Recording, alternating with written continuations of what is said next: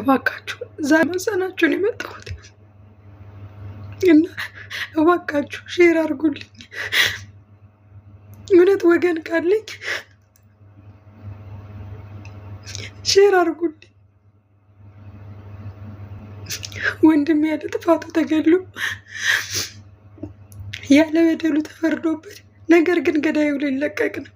ትልልቅ ሚዲያ ያላችሁ የህግ አካላት እባካችሁ እርዱኝ። አልቻልኩም እኔ ከዚህ በላይ እባካችሁ እርዱኝ። እርዳታችሁን ብቻ ነው የምፈልገው። እባካችሁ እባካችሁ። ውብሸት አሰበን ማን የገደለው? ማን ነው ህይወቱን ያጠፋው? በአዲስ አበባ የዩኒቨርሲቲ የአራተኛ ዓመት የኮምፒውተር ሳይንስ ትምህርት ክፍል ተማሪ የሆነው ውብሸት አሰበ በደረሰበት ህልፈተ ህይወት የዩኒቨርሲቲው ማህበረሰብ የተሰማንን ጥልቅ ሐዘን እየገለጽን ለቤተሰቦቹ የሆነ ለጓደኞች፣ ለወዳጅ ዘመዱ በሙሉ መጽናናትን እንመኛለን ይላል ማለት ነው። ይህ ወንድማችን እንግዲህ የዩኒቨርሲቲ ተማሪ ነው። በሰው እጅ ነው የተገደለው። ተገሎም ደግሞ ገዳዩ ሊወጣ ነው ከእስር ማለት ነው። እና እህታችን ስታለቅስ ፍረዱኝ፣ በጣም ከባድ ነው። የሰው ሀገር ሆናችሁ ቤተሰብ ሞት መስማት ማለት ነው ይከብዳል። አሰላሙ አለይኩም ወራህመቱላሂ ወበረካቱ። እንደውም ክርስቲያን ወገኖቼ ሰላም ሰላም ብያለሁ። መቼስ እኛ ኢትዮጵያውያን ተረግመናል መሰለን። ምርጥ ዜና አትስሙ፣ የሚያስደስት ነገር አትስሙ ተብለን ተረግመናል እንደሆን አላቅም። ብቻ በጣም ነው የሚያስጠላ፣ በጣም ነው የሚደብረው። ያው እንደምታውቁት ሁሌ የምንሰማ ሞተ እንደዚህ ሆነ እንጂ ለህግ ቀረበ፣ ገዳይ ለህግ ቀረበ፣ ህግ ተፈረደ፣ ህግ ፍትሃዊ ሆነች የሚባል ነገር ኢትዮጵያ ላይ እየሰማን አይደለም። እና ይሄ ወንድማችን ያው በሰው እጅ ነው ህይወቱ የጠፋው። ያጠፋው ሰው ደግሞ እስር ቤት ገብተው ነበረ።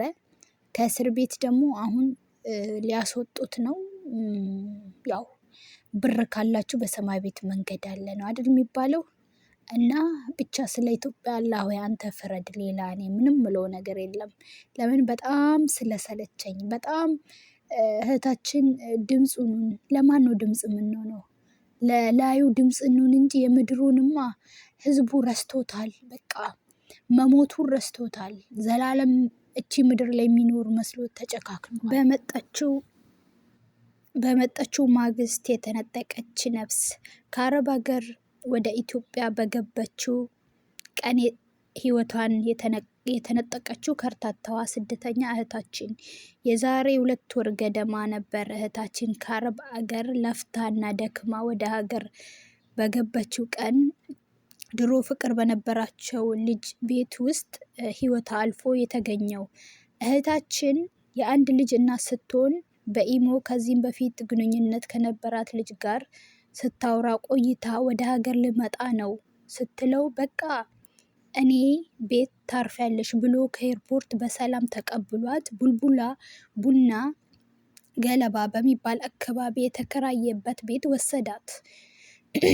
ግንኙነት እናድርግ ስላት አይ እኔ ካልተመረመርን ግንኙነት አላደርግም ስትል እዛው ህይወታን አሳጣት። ይዛ የመጣችውን ንብረትምና ገንዘብም ይዞ የተሰወረ ቢሆንም በአዲስ አበባ አባላትና ፖሊሶች ጥረት ሊያዝ ችሏል። ከርታታዋ እህታችን ብዙ ዓመት የናፈቋትን ቤተሰብ፣ እናት፣ ልጅ ሳታይ በዛው አሸለበች። ያማል ይላል እና ሙት አይወቀስም ሰማይ አይታረስም አይደለም የሚባለው። እና እህታችን አላቅም ብቻ ያው እኛ ሴቶች ስንወድ ስናፈቅር ብዙ መስዋዕት እንከፍላለን። ግን ያለ ቤተሰብ አሁን ለምሳሌ ወንድሟ ቤት አይደለም እቺ ልጅ ሄዳ የምትገባው። እንዴት ነው ያለ ምንም ቤተሰብ ሳያቅ ምንም ነገር የሌላትን እንደዚህ በጭፍኑ አንድ ወንድ ቤት ምንድን ነው የሚባለው? አንድ ሴትና አንድ ወንድ አንድ ቤት ካደሩ ምን ሶስተኛ ሸይጣን ነው የሚባለው አይደለም? እና ወንድሟ ነው እንዴ እሷ የሆነ ወንድ ጋር ሄዳ ተኝታ ገና እንትን ከዛም በቃ ካልተመረመረን እንጂ ቀድሞ ነበር እንጂ መጥዶ መደቆስ ምን ያደርጋል ድስት ጥዶ ማልቀስ አሉ። እኔም ሞት ወቃሽ አይደለሁም፣ ግን መውቀስም አትችሉም። ግን እናንተ እንዳስተሳሰብ ራሱ ለምንድን ነው እኛ ሴቶች ሁሌ ማንማረው? ከማን እንማር? ሚዲያ ላይ የምናየውን ነገር ለምንድን ነው አንደርስታንድ ማናረገው? እንዴ ሞኝ ከራሱ ይማራል፣ ብልጥ ከሰው ይማራል። ከቤተሰብ እንዴት በስልክ ብቻ የምታውቀው ፍቅረኛ እንዴት ከቤተሰብ ይበልጥባታል? እንዴት? ይሄ ሀረመኔ ማለት ነው። መቼም እውነት ቢወዳት እውነት የሚወድሽ ሰው እንኳን ለገንዘብ ብሎ ህይወታ ስንት ዓመት ለገንዘብ ብሎ ነው ቺን ልጅ እንትን የቀረባትም የገደላትም ህይወታን የነጠቃት አውሬ ማለት ነው።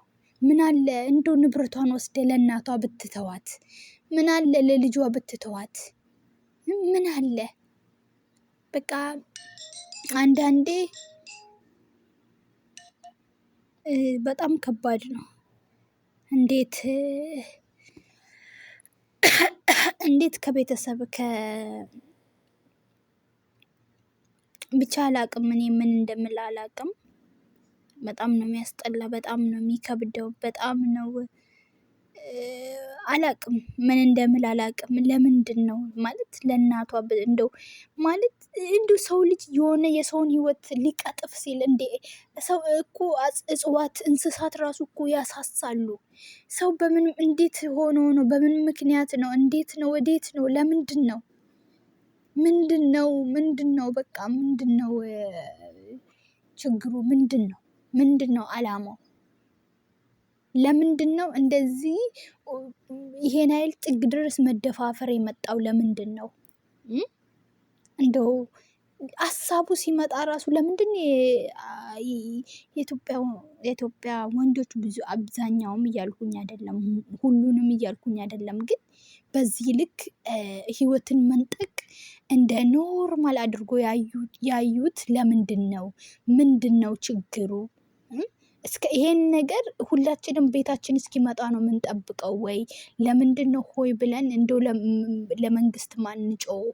ምንድን ነው? እኛ እኮ ሚዲያ ላይ ኤኬሌ ሞቶች፣ ኤኬሌ እንደዚህ ሆነች እያመጣን እንትን እንላለን። ከዛን ከሳምንት በኋላ ሌላ አጀንዳ ይመጣል፣ እሱ ይረሳል። እና እስከ መቼ ነው ማለት እስከ መቼ ነው በእንደዚህ አይነት ነገር የምንቀጥለው? እስከ መቼ ነው? ወይስ እንዴት ነው? እና በጣም ነው ያስጠላኝ። የምር በጣም ነው የሚከብደው። በጣም ነው በቃ ምን ለመናገር ራሱ ብቻ አላህ ይፍረድ። አላህ